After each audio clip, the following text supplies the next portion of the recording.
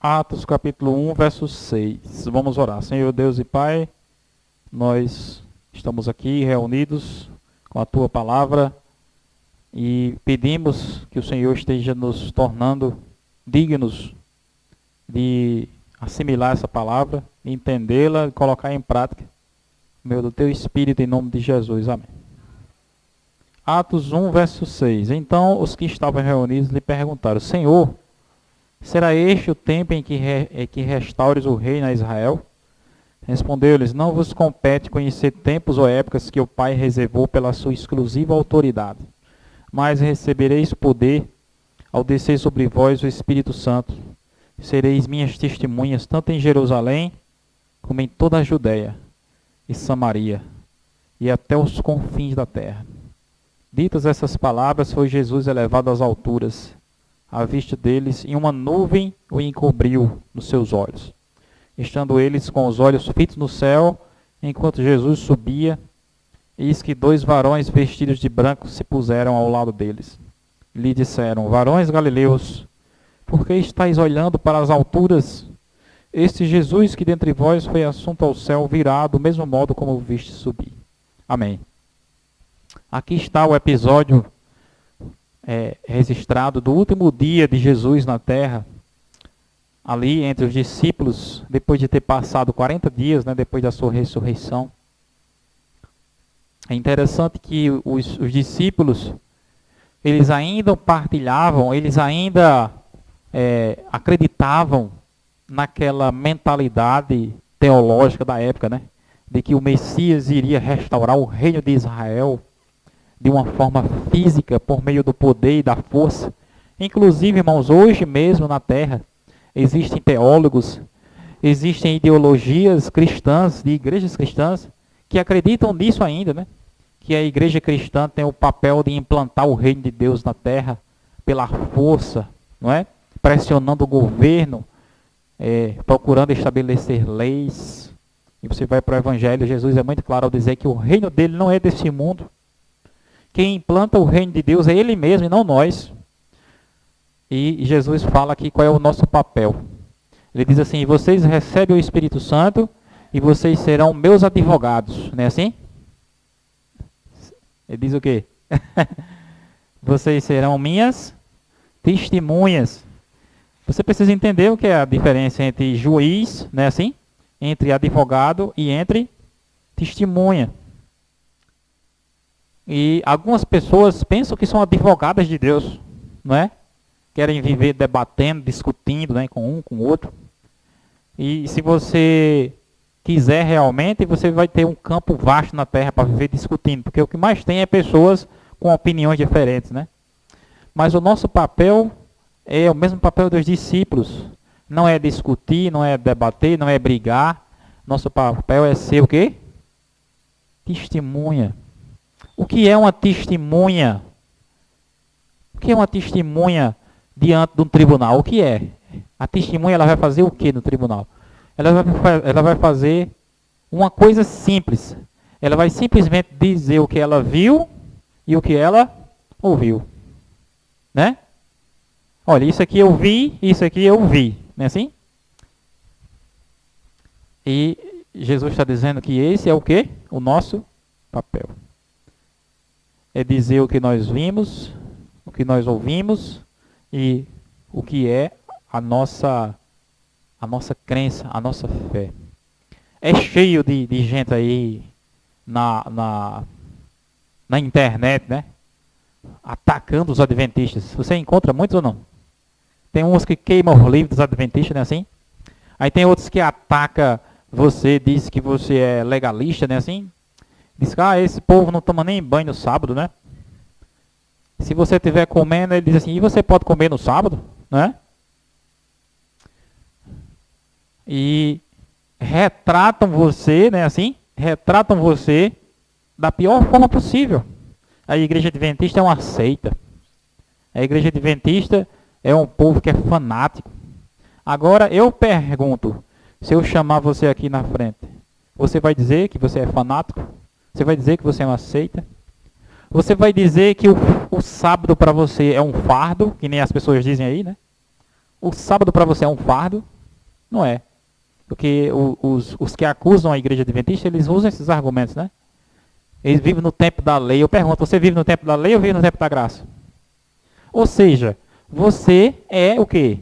Você é a testemunha. O que vale é o que você sente, o que você vê, o que você ouve. Não, o que vale não é o que as pessoas dizem. Está entendendo?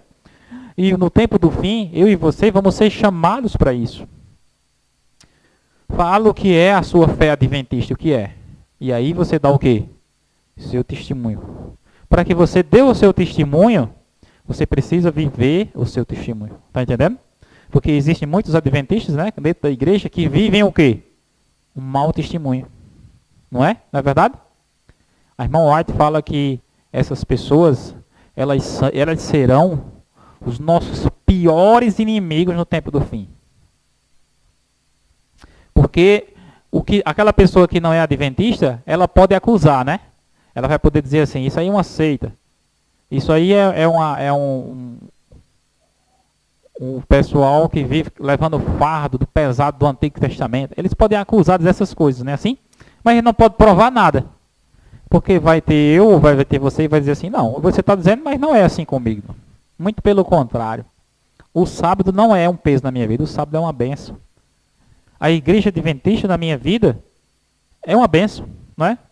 Me ensinou o caminho da verdade, me libertou dos enganos do maligno, me mostrou realmente qual é o caminho que Jesus tem para a verdade presente nesse tempo. Isso é um testemunho bom, né? Mas aí vai ter o quê? Vai ter aqueles falsos adventistas que vão dar o quê?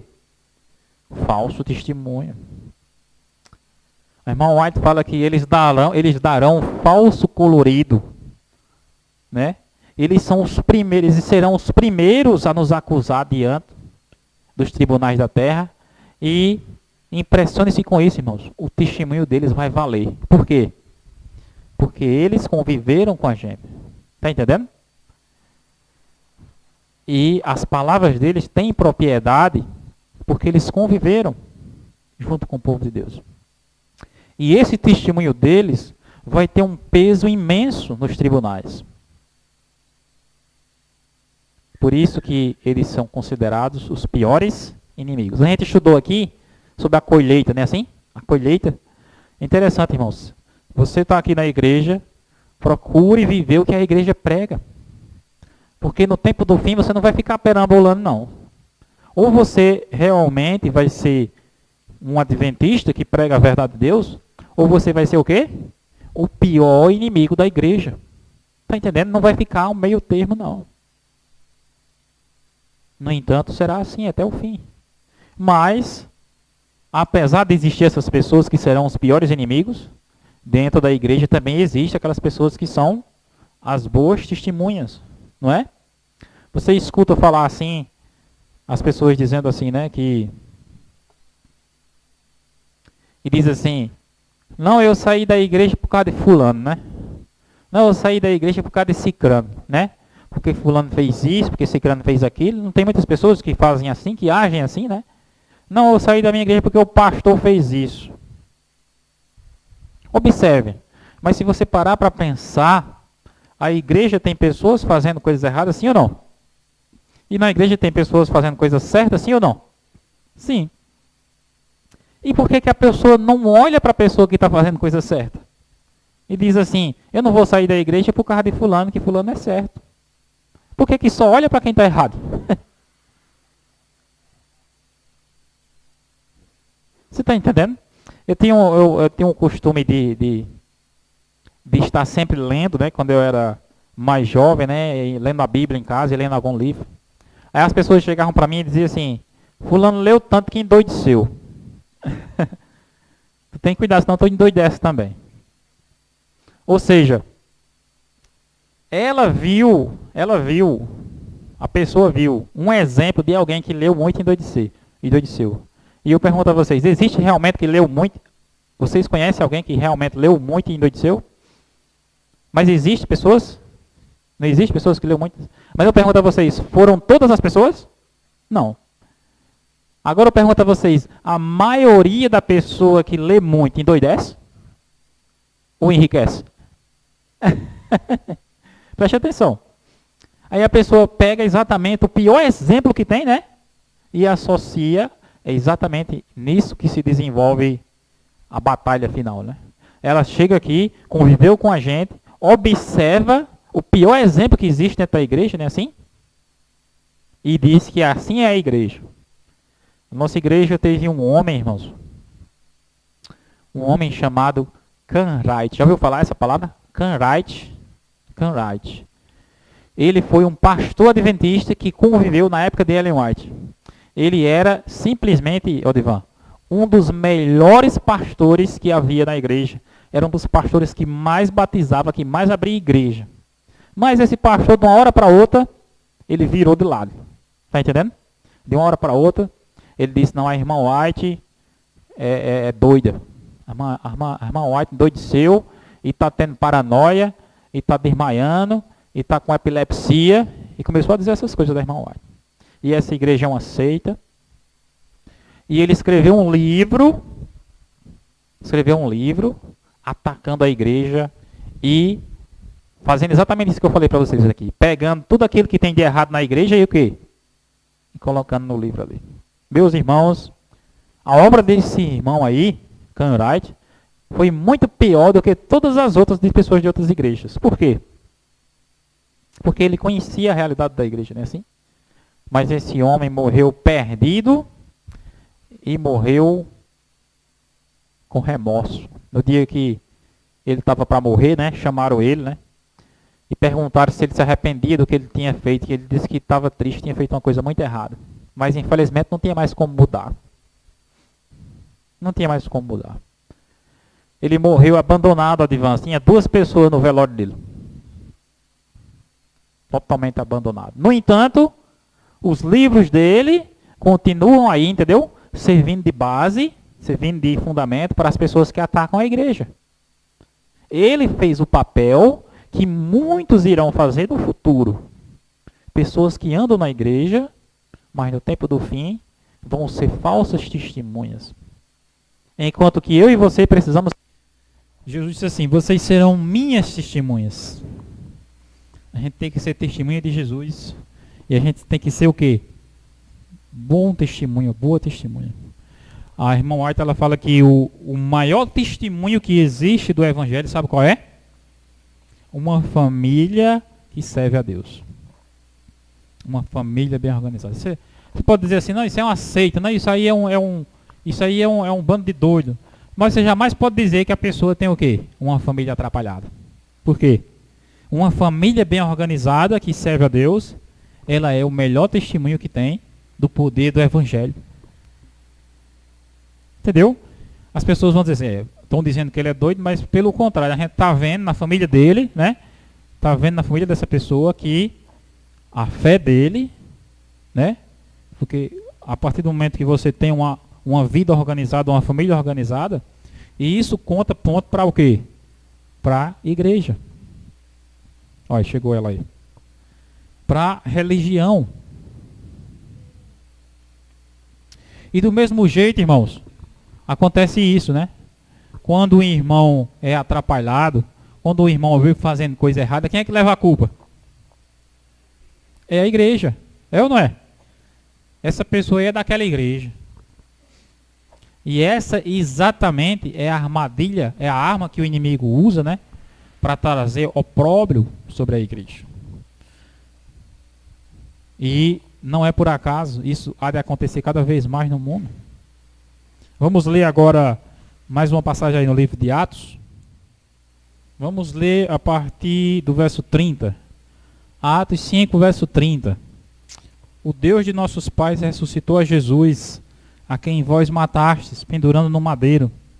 Deus, porém, com a sua destra, o exaltou a príncipe e salvador, a fim de conceder a Israel o arrependimento e a remissão dos pecados. Ora, nós somos o quê? Testemunhas desses fatos. E bem assim o Espírito Santo que Deus outorgou aos que lhe obedecem. Olha só, os judeus, né? Eles mataram a Jesus e eles procuraram o quê? Esconder o fato. Não, a gente não fez nada disso, vocês estão dizendo aí. E os discípulos disseram o quê? Como não fizeram? Nós somos o quê? Testemunhas. Nós estávamos lá no jardim do Getsemane na hora que vocês chegaram para prender eles. Aí disseram assim, os judeus também disseram assim, não, os discípulos roubaram o corpo de Jesus, não foi? A história que eles inventaram, né? Mas ali havia testemunhas que viram, os guardas, né? Viram que ninguém roubou o corpo de Jesus, que Jesus o quê? Ressuscitou. E os próprios discípulos também foram testemunhas da ressurreição de Jesus, porque viram Jesus ressuscitado, apareceu para diversos deles, como a gente acabou de ler aqui em Atos, que Jesus estava ali falando com eles no Monte das Oliveiras. Nós somos o quê? Testemunhas dessas coisas. Vão chegar para você, Vera, vão chegar para você, irmã Luz, vão dizer, ó, esse Rogério aí, esse pastor aí, isso é um mentiroso. Isso aí é um falso profeta, como as pessoas dizem, né? E vão pedir testemunho seu. É isso? É realmente assim, Vera? Que é assim? Aí você vai dizer a verdade. Realmente é. Eu conheci ele e ele é mentiroso. Você vai dizer isso? Não. Pelo contrário, você vai falar a verdade. Mas você só vai falar a verdade se a pessoa tiver o quê? O testemunho correto. Porque na hora que falarem das pessoas, né? Muitas vezes também, Odivan, nós, nem sempre, 100% da nossa vida, a gente vai ter o testemunho 100% correto, não é? Uma hora ou outra ali que você está, em determinado momento, você pode resvalar o pé, né? Pisar em falso e fazer algo errado. E não se engane, o inimigo vai se aproveitar disso, não é? Para usar isso. Mas isso daí, diante de Deus, não vai ter peso nenhum, não vai ter força nenhuma se a pessoa na sua vida demonstrar o arrependimento. Você não precisa nem sair da igreja para isso, né? Não são nem as pessoas do mundo que vão acusar você de coisas erradas. As próprias pessoas da igreja mesmo, os irmãos, né? Eles vão dizer, não, esse irmão aí estava com a gente, mas eles são os primeiros a dizer. Mas ele fez isso, aquilo. Né? Mas aí Deus, ele observa a nossa vida, não o que a gente fez, mas ele observa o nosso arrependimento. Existem aquelas pessoas que fizeram mal, como todo mundo faz o mal, né? E continuam no mal. Mas existem aquelas pessoas que fizeram mal, caíram, escorregaram, mas se arrependeram. No livro dos registros, né, da terra, tem o registro da sua vida e no final do livro tem assim, e se arrependeu. Se não tiver esse e se arrependeu, a pessoa está perdida, né? Mas se tiver ali, ele se arrependeu, a pessoa está garantida. Vamos abrir agora aí, 1 João, pra gente... 1 João é lá perto do Apocalipse, viu? Você volta um pouquinho, 1 João 1, verso 1. 1 João, lá no finalzinho, perto do Apocalipse. 1 João tem 1º, 2º e 3º. Você abre 1 João. 1 João 1, verso 1. O que era desde o princípio, o que temos ouvido, o que temos visto com os nossos próprios olhos, o que contemplamos e as nossas mãos apalparam, com respeito ao verbo da vida. A vida se manifestou e nós a temos visto, e dela damos o quê? Testemunho. E vos anunciamos a vida eterna, a qual estava com o Pai e nos foi manifestada. O que temos visto e ouvido, anunciamos também a vós outros, para que vós igualmente mantenhais comunhão conosco. Ora, a nossa comunhão é com o Pai e com o seu Filho, Jesus Cristo. Estas coisas, pois, vos escrevemos para que a nossa alegria seja completa. Olha só, o começo do livro de 1 João, ele fala exatamente isso. O que é que eu estou falando para vocês? Eu estou falando o que me disseram, né? Eu estou falando o que me falaram. Não. Eu estou falando aquilo que eu vi, aquilo que eu ouvi e que eu estou testemunhando. O nosso testemunho é verdadeiro, porque foi exatamente para isso que o Mestre nos chamou. Jesus disse, né? Vocês serão minhas testemunhas. Interessante, irmãos, a palavra testemunha aqui no grego é a palavra marte, ou martírio. Já pensou? Testemunho significa sofrimento. Significa sofrer por uma causa, não é? A testemunha verdadeira, ela não vem ali no tribunal, ela não vem ali falar coisas, se ela for verdadeira realmente, não vem falar coisas para favorecer um ou outro. Ela vem ali para falar a verdade, não é? E muitas vezes falar a verdade significa o quê? Você é alvo, né, de sofrimento. Você é alvo de perseguição, porque você falou a verdade. Sim ou não? Por isso que aqui, a gente vê testemunho, mas no original está lá a palavra Marte, que foi exatamente o que os discípulos se tornaram, né? Se tornaram mártires. Pregaram, testemunharam de Jesus e selaram o seu testemunho com a própria vida.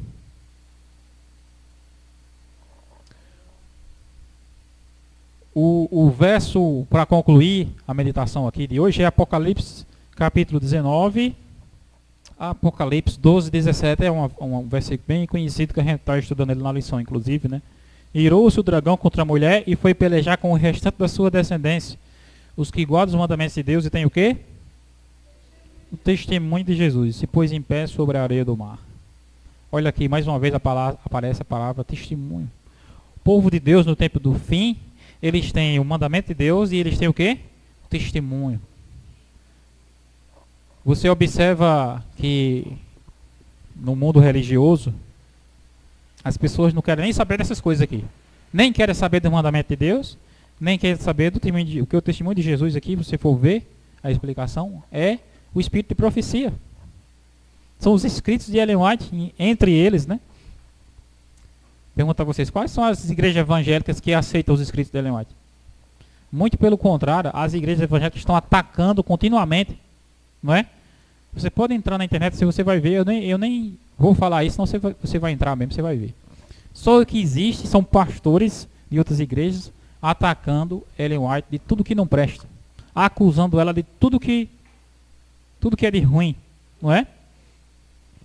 Mas aqui na Bíblia está escrito que aqueles que guardam os mandamentos de Deus e têm o testemunho de Jesus, eles são considerados por Deus como sendo o remanescente de Deus para o tempo do fim.